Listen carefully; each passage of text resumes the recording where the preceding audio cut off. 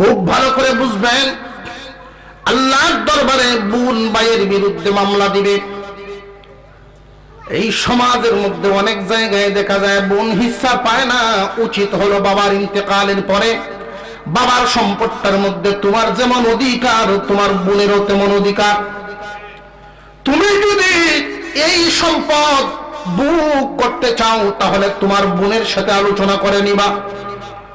তোমার উচিত বোনের বাড়িতে গিয়া বোনকে জিজ্ঞাসা করা, বোন রে, বাবা তো নাই, বাবার রেখে দেওয়া সম্পদের অধিকার তোমারও আছে আমারও আছে, হিস্সা অনুযায়ী তোমারটা তুমি নাও, আমারটা আমি নেই।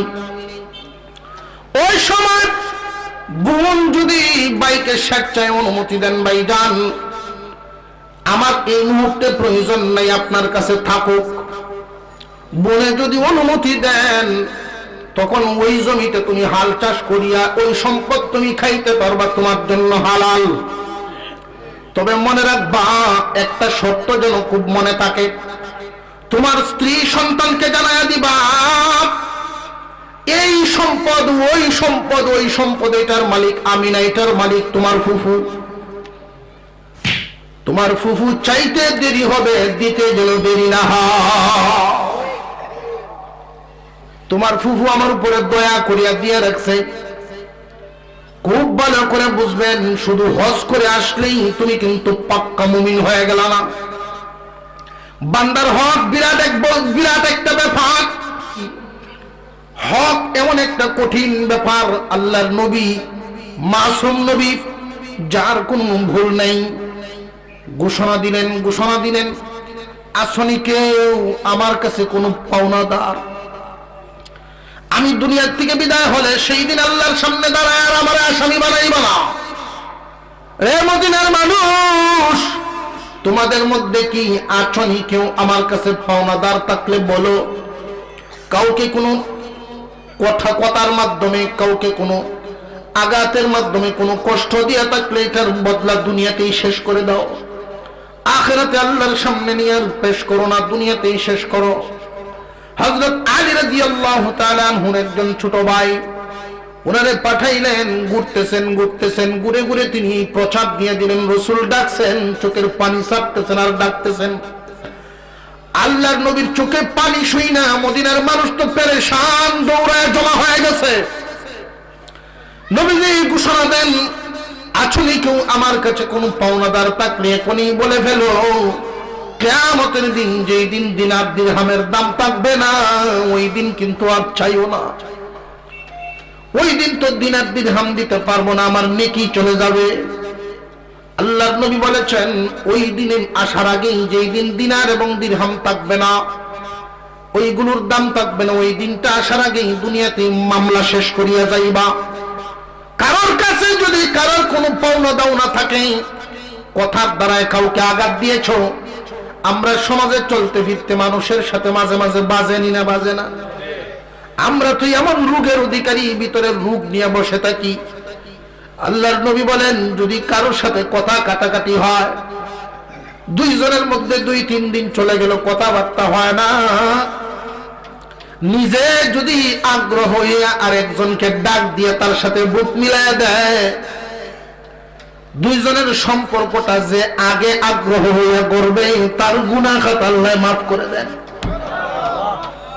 মহান আল্লাহ বান্দার এই কুরবানি বড় পছন্দ করেন। আমরা কি কোনদিন কোন মানুষকে বলছি নাকি যে ভাই তোমারে কষ্ট দিছি, আমারে মাফ করে দিও?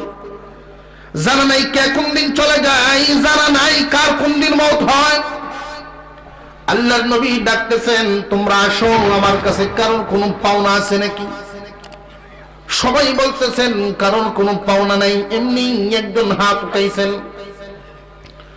আল্লাহর নবী বলেন, কি পাইবা তুমি আমার কাছে বলো। যে হুজুর, আমি আপনার কাছে 3 দিরহাম পাই। 3 দিরহাম তুমি আমার কাছে পাও। আবু বকর, তার পাওনাটা দিয়ে দাও। পাওনা দিয়ে দেওয়া হলো। জিজ্ঞাসা করলে এটা কোন দিনের পাওনা, বললে বড় ভালো হতো, মনে হইতো আমার। ওই সাহাবী বলতেছেন, হুজুর, একজন ফকির একদিন আপনার কাছে ভিক্ষা চাইছিল, আপনার কাছে ছিল না টাকা। আমি পাশে ছিলাম, আমার কাছ থেকে 3 টাকা নিয়ে তারে দান করছিলেন। আপনার মনে নাই? আমি আজকে মনে করে দিলাম। আল্লাহর নবী বলেন, তুমি আমার প্রতি বড় ihsan করছো। বোন ভাইয়ের বিরুদ্ধে মামলা দিবে, আল্লাহ আমার ভাই আমারে দেয় নাই, আমার পাওনা ঠিক মতো আদায় করে নাই। এই পৃথিবীর জমিনে তুমি কার জন্য কি করবা? খুব ভালো করে জেনে রাখবেন, তকদিরের বিশ্বাস আমাদের আছে না নাই? তকদিরের উপরে বিশ্বাস আছে না নাই? জোরে আওয়াজ দিয়ে কোন আছে না নাই? হাদিসের কিতাবের মধ্যে আল্লাহর পয়গম্বর বলেন, হাদিসের মধ্যে আসছে কথা, কারোর তকদিরে যদি 1 কোটি টাকা সম্পদ বাজেট করা হয়, জন্ম থেকে নিয়ে মৃত্যু পর্যন্ত 1 কোটি টাকা বুক করবে, ওই মানুষটা সৎ পথে চলতে গিয়ে যদি 1 কোটি টাকা ইনকাম করতে না পারে, তার 80 লাখ টাকা ইনকাম হলো, মহান মাওলা দয়া করে বাকি 20 লাখ তার সামনে হাজির করে দিবেন। কিন্তু এই মানুষটা যদি অন্যায় পথে মানুষের হক নষ্ট করে করে পাহাড় করে জমা সম্পদের পাহাড়, 100 কোটি 1000 কোটিরও যদি মালিক হয়ে যায়, খোদার কসম 1 কোটির উপরে 1 পয়সাও বুক করতে পারবে না। সাবধান, দিল তৈরি করেন, মন তৈরি করেন, তাফসীর মাহফিল থেকেই প্রতিজ্ঞা করেন, যাদের হক আমার উপরে আছে দুনিয়াতে থাকতে আমি মামলা শেষ করে যাব।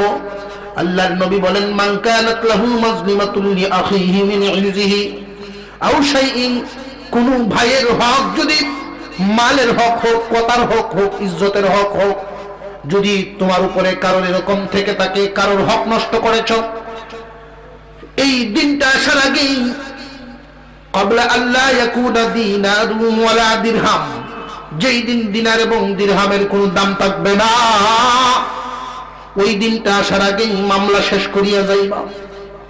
কেন জানোনি রে বান্দা? কেন জানোনি? কিয়ামতের দিন আল্লাহর দরবারে যখন দরখাস্ত করা হবে, আল্লাহ অমুকের কাছে আমার পাওনা আছে, আমার মাওলা বলবেন তুমি কি চাও? বান্দা সেদিন বলবে, আল্লাহ দুনিয়ার দামি সম্পদ সে আমার কাছ থেকে নিয়েছে, আজকে আমি দামি দৌলত চাই। হাসরের মাঠে দামি দৌলত হলো নেকি, সম্পদ তো থাকবে না, ওই দিন নেকি দেওয়া হবে, হিসাব করে করে পাহাড় পরিমাণ নেকি থেকে নেকি দেওয়া হবে। আমরা যেই পরিমাণ নামাজ পড়ি, কি পরিমাণ ইবাদত করি, আর কি পরিমাণ কবুল হয়, কি পরিমাণ জমা থাকবে, এখান থেকে যদি আবার অন্যরা নিয়ে যায়, তাহলে আমার কি গতি হবে? সামান্য একটু ভালোভাবে থাকার জন্য, ভালো কাপড় পরার জন্য, ভালো অবস্থান তৈরি করার জন্য আমি এই দোষ নিজের মধ্যে কেন রাখবো? খুব ভালো করে জেনে রাখবেন, আল্লাহ পাক রব্বুল আলামিন বান্দার সকল গুনাহ মাফ করে দেন। বান্দার হক নষ্ট করলে কিন্তু এই তওবা কবুল হয় না, বান্দার কাছ থেকেই মাফ নিতে হবে। খুব ভালো করে জেনে রাখবেন, আমরা এগুলোকে খুব ইজি ভাবে দেখি। বোনের সম্পদ নিজের মনে করতেছি, এটা আমার বাবার রেখে যাওয়া জমি, কিন্তু এখানে যে বোনের হক আছে, এটার কি খবর তোমার আছে নাকি? বোনকে নেকি দেওয়া হবে, পাহাড় পরিমাণ নেকি নিয়ে গেল, বোনে নিয়ে গেল পাহাড় পরিমাণ আর নাই। ওইভাবে বিবিও মামলা দিবে, আল্লাহ আমিও তার কাছে পাই, আমার দেন মোহর আদায় করে নাই। বিবির পাওনা আমাদের কাছে আছে না নাই? আরো জোরে কর। বিবির পাওনা আমরা দেই না, বিবিও নেকি নিয়ে যাবে। ওইভাবে পাড়া প্রতিবেশীরা বাড়ির সাথের বাড়ি শিম টেলতে টেলতে আরেকজনের জায়গা দখল করলেন, ওই লোকটা আল্লাহর কাছে দরখাস্ত করবে, উনিও নেকি নিয়ে যাবে। ওইভাবে নিতে নিতে যখন এক পর্যায়ে আপনার নেকি আর থাকবে না, আরেক দল মানুষ আসবে, আল্লাহ আমিও পাই। আল্লাহ বলবেন তার আমলনামায় নেকি নেই, তবে আসো আমি তো হাকিমদেরও হাকিম, আমি তো হাকিমদেরও হাকিম, কাউকেই ঠকাবো না, কারোর উপরে জুলুম করব না। নেকি যেহেতু নাই, তোমার গুনাহ এই অনুযায়ী হিসাব করে তোমার গুনাহ তার উপরে দিয়ে তুমি যাইবা জান্নাতে, ওই জালিম যাবে জাহান্নামে। পার পরিমাণ নেকি নিয়ে হইলটা কি? আমরা যদি তকদিরের উপরে বিশ্বাস করে থাকি, তাহলে আমার তকদিরে যা আছে তো তা হবেই। আমি আরেকজনের সম্পদের দিকে কেন লোভ করব? তকদিরে যদি থাকে আল্লাহ দিবেন।